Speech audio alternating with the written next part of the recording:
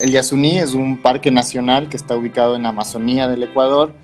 Es un lugar sumamente especial porque es uno de los pocos refugios de la biodiversidad. Es decir, este lugar en el Pleistoceno fue uno de los pocos espacios que no se congeló. Y esto hizo que se convierta en un refugio en el donde muchísimas especies de animales se refugiaron en este lugar, valga la redundancia.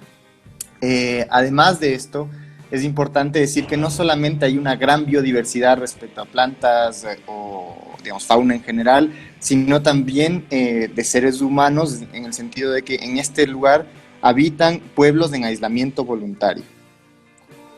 Esto es algo sumamente importante, ¿no? Viven indígenas en aislamiento voluntario que dependen totalmente de su territorio. Eh, para, digamos, aclarar un poco esto, ellos no tienen supermercados, ellos no tienen contactos con el mundo occidental, sino que su supermercado es la selva. Su forma de supervivencia es justamente la cacería, la recolección de alimentos, y este es justamente uno de los pocos lugares en los que ellos todavía pueden habitar. Ellos van en una guerra contra el occidente, por decirlo de alguna forma, contra la sociedad occidental durante más de 60 años, en donde poco a poco el Estado ha ido quitándole su territorio. Nosotros decimos que más que pueblos aislados son pueblos acorralados, ¿no? Porque si ustedes ven un mapa petrolero del Ecuador van a ver que poco a poco la zona intangible, que es el lugar, el territorio que se ha logrado confinar para ellos, es el único espacio que les queda, ¿no? En la parte de abajo, en el sur ya están el bloque 86, el bloque 87, el bloque 82, en la parte de arriba el bloque 16, el bloque 31, ahora el bloque 43, que es el conocido como el ITT, por Ixpingo, Tambococha y Tiputini, que son los tres campos petroleros.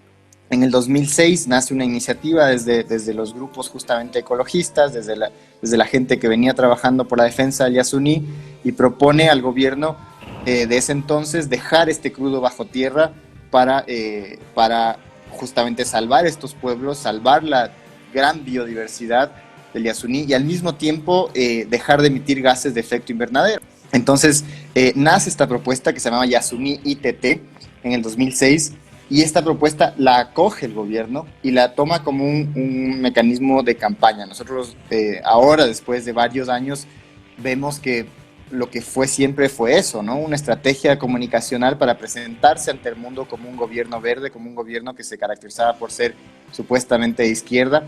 Estamos hablando del gobierno, para clarificar, de Rafael Correa. Así es, el gobierno de Rafael Correa, que usó esta campaña, la campaña del Yasuní ITT, para presentarse ante el mundo como la primera iniciativa que buscaba dejar el crudo bajo tierra. Es importante decirlo que esto es algo muy innovador y que, digamos, que en ese momento fue muy innovador y que ahora es la única estrategia que encuentran los científicos para no subir más del 1.5 grados en la temperatura promedio del planeta, ¿no? Es decir, para que no hayan todos estos desastres naturales masivos, la única forma es dejando 2/3 del crudo bajo tierra, como se proponía dejar en el Yasuní. Entonces, en ese contexto comienza esa campaña en la que el gobierno pedía una compensación económica a los países del primer mundo por dejar el petróleo. El gobierno siempre decía que en caso de que no se consiga ese dinero, el plan B va a ser la explotación, ¿no? Ahora nosotros decimos que el plan B siempre era la conservación y el plan A era la explotación, ¿no? ¿Por qué razón? Porque mientras se lanzaba esta campaña, al mismo tiempo se empezó a explotar el bloque 31. El bloque 31 está justamente al lado del bloque 43, casi no tiene petróleo, no tiene sentido su explotación, digamos, en términos económicos, si no se va a continuar la explotación hacia el 43, ya que la cantidad de petróleo que había era muy poca y la única razón para hacer infraestructura para poder transportar el petróleo y sacar el petróleo era para luego continuar al siguiente bloque, ¿no? Que era al lado. Entonces eso nos da una pauta en medio de la campaña, incluso esto causa gran revuelo internacional, hay fotos sobre esta explotación, incluso que salen en National Geographic, que incluso uno de los países más importantes que estaba apoyando, recordemos que teníamos el apoyo, por ejemplo, de todo el Parlamento alemán, que unánimemente apoyó esta iniciativa, y que iban a hacer grandes donaciones, y que el momento en que pasó este problema con el bloque 31 fue cuando, digamos, comienza a echarse para atrás del apoyo, justamente porque decían, bueno, pero ¿qué sentido tiene? ¿Cómo nos garantizan de que no se va a explotar este lugar, ¿no? La iniciativa llega un punto en el 2013 en que el presidente Rafael Correa la cancela. Cuando el presidente Rafael Correa, luego de haber hecho campaña durante 6 años sobre esta iniciativa y lo importante de esta iniciativa y la cancela, es la primera vez, recordemos que Rafael Correa en ese momento tenía alrededor del 83% de aprobación. Era uno de los gobiernos que ha tenido más aprobación en las últimas décadas. Esto conlleva, cuando se cancela la iniciativa, a las primeras protestas masivas en contra de este gobierno. Profunda tristeza, pero también con absoluta responsabilidad con nuestro pueblo y con la historia, he tenido que tomar una de las decisiones más difíciles de todo mi gobierno.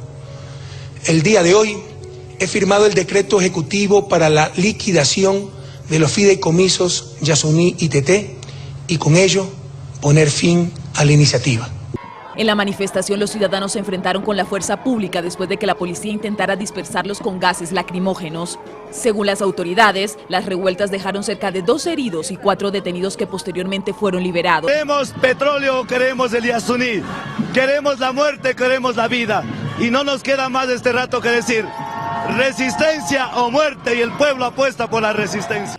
El momento que se cancela la iniciativa, como te decía, es cuando nace el colectivo Yasunidos, que es básicamente un colectivo que busca detener esta extracción petrolera, no solamente por todas las razones que mencionaba antes relacionadas con la biodiversidad o con el tema del calentamiento global, sino porque habitan seres humanos, ¿no? Y que tienen derechos, incluso derechos colectivos, que justamente garantizan que su territorio sea inexplotado y que básicamente, a pesar de que el gobierno hizo campaña a favor de ellos durante 6 años, se olvida de repente de que existen esos pueblos. Incluso hay una jugada en la que se les cambia el lugar donde supuestamente habitan los pueblos en aislamiento voluntario, se modifican los mapas y dicen, no, en esta parte ya no habitan, entonces no es necesario mantenerla. Entonces en ese momento sale muchísima gente a protestar, salen muchos jóvenes a protestar. El gobierno toma medidas drásticas, como por ejemplo amenazar que la gente que proteste, los jóvenes que protesten, van a perder sus cupos en las universidades, perder sus cupos en las escuelas. Es decir, se vuelve básicamente una casa de brujas hacia las personas que estábamos protestando o intentando resistir a esta explotación petrolera. Y, digamos, dadas las circunstancias, tuvimos que tomar la decisión de básicamente parar las protestas y comenzar con las propuestas, ¿no? Te freno un cachito ahí para poder, digamos, establecer una semblanza, ¿no? El Parque Nacional Yasuní, si estoy bien informado, se crea en el 79. En el 98 se dicta la intangibilidad, o sea que no se puede tocar, no se puede explotar comercialmente, naturalmente, ni tampoco desplazar a los pueblos que viven ahí. Eso pasa en el 98, pero después en el 2008 hay una reforma en la Constitución por parte de Rafael Correa. ¿Qué cambios establecía? Me estabas contando justamente eso, ¿no? Sí, en el 2008, bueno, es importante lo que dices porque justamente se prohíbe todo tipo de actividad extractiva en parques naturales, ¿no? Y sin embargo, el presidente deja una puerta abierta que es una excepción, y es que en caso de considerarse de interés nacional, debe pedirse autorización a la Asamblea Nacional, y la Asamblea Nacional podría convocar a una consulta popular para que sean los ecuatorianos los que decidan si consideran necesario. Ellos, evidentemente, era una asamblea que estaba controlada por el Ejecutivo, por Rafael Correa, y no llega a darse esta posibilidad de tener una consulta popular, sino lo único que hace la asamblea es autoriza la explotación en medio de esta polémica, ¿no? En medio de las protestas.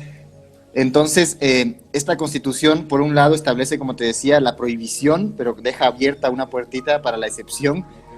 Pero al mismo tiempo, es importante este punto, porque como yo te decía, el bloque 31, que era el que está al lado del bloque 43, conocido como ITT, es un bloque que estaba explotando Petrobras hace muchos años y que se paró esa explotación, y que básicamente lo que hizo Petroamazonas, como ya después de la Constitución, es decir, después del 2008, en el 2009, continúa la explotación de este bloque, heredando una licencia ambiental que es totalmente ilegal e ilógico en este ámbito, y sin embargo ellos utilizan este mecanismo para continuar con la explotación. Eso es lo que te decía, digamos, que es otro de los problemas graves por lo que fue criticado el gobierno, decir, bueno, pero ¿cómo primero comienzan a primero comienzan la explotación del bloque 31 con toda una campaña diciendo que van a proteger, pero no tiene sentido, por un lado por la cantidad de petróleo que hay, pero además lo hacen ilegalmente. Y entonces el colectivo Yasunidos nace en este contexto del 2013, comienza a recolectar las firmas y tiene una diversidad en la que no solamente participan personas ecologistas, sino que se unen también grupos animalistas, grupos LGBTI, grupos que defienden los derechos humanos en general, es decir, hay una convergencia de todos los grupos que de alguna forma creen en el activismo y gente que ni siquiera estaba metida en algún tipo de activismo por la importancia del tema, ¿no? Y eso es lo que nos permite llegar a un número mucho mayor de firmas de las necesarias para una consulta popular. Ese proceso, como te decía, nos toma 6 meses, en donde se hace la entrega de las firmas y sin embargo el Consejo Nacional Electoral anula el 40% de las firmas, justamente el número necesario para que no tengamos las firmas, anula por cuestiones de forma, es decir, ni siquiera analiza si la firma es legal o es ilegal, o digamos, existe o no existe, no verifica, sino lo único que hace es dice, este papel, este gramaje del papel no es el adecuado, el tamaño del papel es un poquito más chiquito, entonces no sirve, el color del esfero no importa, aunque esto es totalmente inconstitucional, la Constitución establece muy claramente, incluso el Código de la Democracia, que es la ley que establece todo esto, que los únicos requisitos son el nombre, el apellido, el número de cédula y la firma. Hasta acá venimos entonces como esta doble cara de Correa, que tuvo un recorrido durante 6 años y que de repente, bueno, quiere explotar el petróleo en Estados Unidos y termina enfrentándose con eso mismo que él había avivado. Pero después viene Lenín Moreno, que formaba parte del gobierno de Correa y que también de pronto rompe con esa estructura política. Y ahora, bueno, ¿qué pasa con Moreno? Porque Moreno también hace una reforma, creo, en el 2018. Hay una consulta popular sobre estas temáticas que nos estabas hablando también recién. Aparentemente se iba a respetar la intangibilidad de Estados Unidos, pero hubo modificaciones, incluso el año pasado, con respecto a esto, ¿no, Pedro? Claro, eso es algo sumamente importante que lo mencionas también, ¿no? En esta consulta popular, cuando se pregunta respecto a algunas cuestiones relacionadas con la estructura del Estado, entre esas cesar a los miembros que te decía del Consejo de Participación Ciudadana, el gobierno, bueno, nosotros hicimos una campaña en las elecciones anteriores con todos los candidatos que se llamaba Yasunizar el debate, donde poníamos una serie de puntos ambientales y les comprometíamos, algunos de ellos sí se comprometieron para la explotación en el Yasuní, entre algunas otras cosas más, ¿no? El gobierno de Lenín Moreno, ya peleado con Rafael Correa, toma esta propuesta del colectivo Yasunidos y básicamente incluye en una de las preguntas de esa consulta popular el tema del Yasuní.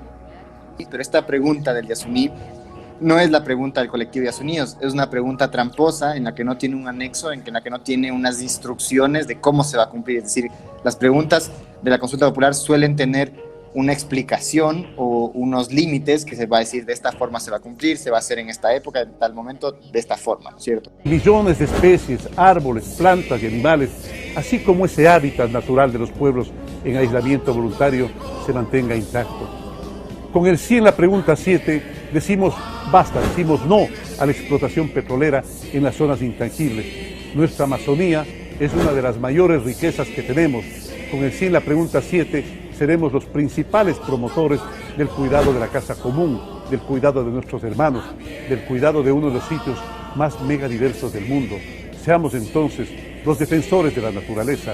Por ello, sí, 7 veces sí. Sí, sí, yo voto con el voto. Entonces, bueno, en su momento el colectivo Yasunidos denuncia que la pregunta no es suficientemente clara, que la pregunta permite que el gobierno continúe la explotación ilegal en el Yasuní. Y que bueno, justamente vimos eso hace un año más o menos, en donde ya sacó un decreto en donde justamente establece cómo se va a cumplir la supuesta pregunta y lo que hace es, por un lado, decir que la zona de explotación, es decir, reduce la zona de explotación, pero dice que la zona de explotación es muchísimo menos de la que ya está. Es decir, ellos dicen que pueden explotar 300 metros, pero la zona que están explotando ya solo cuenta la deforestación resultante, que no representa la explotación. Es decir, cuando hablamos de la afectación hacia el territorio, estamos hablando de la afectación al agua, la afectación a la tierra, la afectación al aire, la afectación al ruido, entre muchísimas otras afectaciones que representan muchísimo más que la deforestación resultante. Es decir, yo hago una plataforma petrolera aquí, deforesto esto, hago una carretera, deforesto esto, pero luego quito, digamos, dejo solamente el pozo y todo el resto lo reforesto con árboles de la zona, pero entonces como ya lo reforesté, ya eso no cuenta como deforestación, eso no cuenta como afectación. Así es como hace el gobierno para continuar la explotación petrolera a pesar de haber que perdió, o digamos que nosotros, o que el Yasuní debería haber ganado en esa pregunta, debería haber aumentado la protección, debería haber disminuido la explotación petrolera. Por un lado habla sobre el tema de la explotación petrolera y por el otro lado habla sobre el tema relacionado con la ampliación de la zona intangible, que es esta zona que protege a los pueblos en aislamiento voluntario. Se amplía esta zona, pero al mismo tiempo lo que hacen es permiten la explotación dentro de la franja de amortiguamiento que antes estaba prohibida. Entonces, más o menos, para que tengas una idea, por cada hectárea que antes se protegía, que se amplía, por cada hectárea que se amplía, ahora se pueden explotar 7 hectáreas más. Para cerrar el tema político, digamos, ustedes no tienen una afiliación partidaria con partidos tradicionales, tampoco creen, digamos, que la vía de la política tradicional y electoral sea una salida, sino que la organización, a través del impulso de, por ejemplo, Yas Unidos, puede llegar a torcer la voluntad, digamos, de esta política de turno de profundizar un modelo extractivista. Ahora pregunto, ¿sale?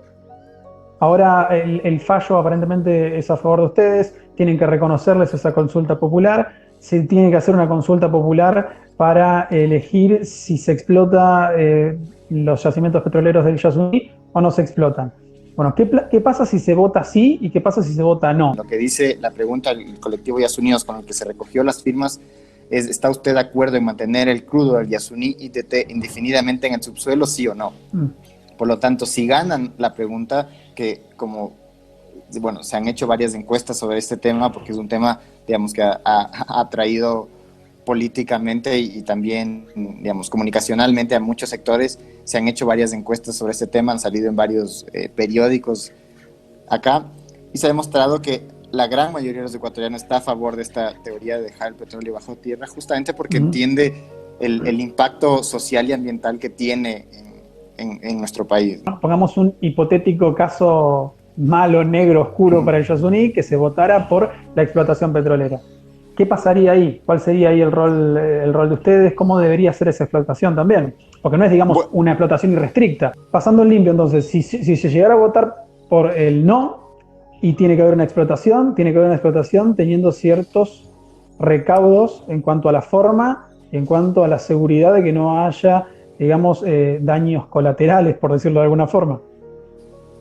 Sí, definitivamente, digamos, si se gana el no, creo yo que viviríamos, digamos, un etnocidio y genocidio de los pueblos en aislamiento voluntario, dado que, como te decía yo, la explotación de este lugar representa básicamente la muerte de estos pueblos, porque contamina no solamente con el agua o con el aire, sino también con el ruido que emiten estos generadores eléctricos, porque otra de las cosas que se decían es que no se iba a generar energía ahí, y sin embargo se está haciendo. Tiene unos generadores gigantes cada plataforma, y eso provoca ruidos a kilómetros y kilómetros de distancia, ¿no? Otras comunidades indígenas como los Guarani han dicho que escuchan plataformas que están a más de 9 kilómetros, por ejemplo, de distancia, y que incluso, digamos, hay todo un debate sobre este tema, un debate antropológico relacionado con las causas de las muertes de, bueno, miles de animales que mueren con el ruido, pero aparte de eso también de seres humanos que se ven afectados por esto. Incluso hay un conflicto entre pueblos indígenas en aislamiento voluntario y pueblos indígenas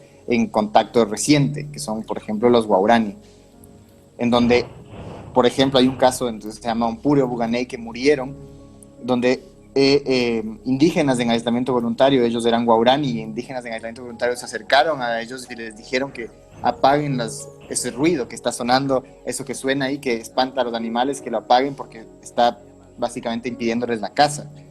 Y sin embargo, digamos, ellos fueron a denunciar esto, dijeron esto a las autoridades no hicieron nada, y luego algunos meses mataron a Ompure o Buganey. Los pueblos en aislamiento voluntario mataron a estos dos personas de la nacionalidad Guarani, y esto causó que la nacionalidad Guarani haya, digamos, una venganza, por decirlo de alguna forma, en donde fueron a matar una casa de pueblos en aislamiento voluntario. Y en esta dinámica de guerra, hemos estado durante muchísimos años. Este es un caso que pasó en el 2013, pero recién hubo una muerte en el 2016, en el 2013 hubo otra muerte de más de 40 personas, es decir, es algo que ha venido pasando constantemente y que justamente las medidas cautelares de la CIDH buscaban detener, y sin embargo, mientras más se amplía la explotación petrolera, mientras más se acorrala a estos pueblos, sigue pasando aún más, ¿no? Entonces sabemos que cuando suceda esto en Ispingo, que es el corazón del Yasuní, el último, digamos, lugar que todavía está libre de explotación petrolera y que quieren hacerlo en el bloque 43,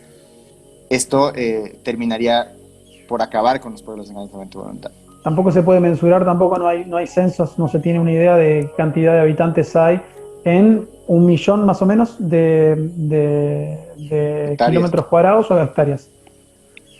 1 millón de hectáreas. De hectáreas, sí, de hectáreas. No se puede saber exactamente cuántos indígenas en aislamiento voluntario hay. Como te digo, no hay ningún tipo de contacto con ellos y no debe haber ningún tipo de contacto con ellos, porque el simple hecho de que nosotros nos acerquemos a ellos puede... Se rompe el aislamiento también. Sí, pero digamos, más que nada podemos contagiarles una serie de enfermedades como la gripe, ¿no? Que ellos no tienen los anticuerpos y que claro, es lo que está pasando con nosotros ahora con la pandemia, en el momento en que nosotros... Así es, sí, nosotros llegamos a tener esos anticuerpos, probablemente los pueblos en aislamiento voluntario no lleguen a tener muchísimo más tiempo, ¿no? Entonces, si nosotros nos acercamos, vamos a contagiar una serie de enfermedades que nosotros ya tenemos los anticuerpos y que puede significar su muerte, ¿no? Como pasó con América Latina hace 500 años, ¿no? Cuando llegaron los españoles de acá, justamente sucedió eso. La gran masacre no fue causada por muertes o homicidios, sino fue justamente por las enfermedades que transmitieron, ¿no? Digamos, bueno, no sé si para ustedes esto es una buena noticia o es una mala noticia, pero hace 15 días atrás conocíamos el desplome de los precios del crudo de petróleo. El norteamericano caía a precios negativos, algunos otros caían a $30, $20. Ecuador es un país que se nutre mucho de esos ingresos en la explotación petrolera y obviamente el tema que nos importa acá con el Yasuní es también esa explotación petrolera. ¿Cómo afecta, primero, a su campaña? ¿Cómo afecta también al gobierno de Ecuador? Y también, ya que estamos, que nos puedas comentar cuáles fueron las propuestas un poco más profundas que plantea Yasunidos en cuanto a la recaudación, en cuanto a la explotación y en cuanto a cómo puede ser, digamos, un gobierno o una política sostenible más allá de la explotación extractivista. Sí, bueno, creo que es paradójico esta pregunta porque, bueno, es algo que nosotros lo hemos venido diciendo hace mucho tiempo, es decir, hablábamos de una crisis relacionada con el tema de la dependencia económica que tenemos nosotros hacia el petróleo y cómo poco a poco va a verse devaluado, ¿no? Es decir, el petróleo poco a poco, digamos, ya no solo la ciencia lo dice, sino que cada vez más países, por ejemplo en Europa, en donde se está buscando mecanismos para no usar petróleo. Y esto hace que poco a poco se vaya devaluando el petróleo, en donde llegue un punto en donde no solamente, digamos, va a llegar un punto donde se acabe, evidentemente, porque es un producto finito, sino que también probablemente mucho antes de que se acabe, eso es lo que dicen los economistas y científicos que estudian esto, antes de que se acabe va a dejarse de usar. Y por lo tanto, esa dependencia que tenemos el gobierno ecuatoriano, que tienen los gobiernos ecuatorianos al extractivismo, está haciendo que poco a poco básicamente nos condenen a una crisis muchísimo mayor.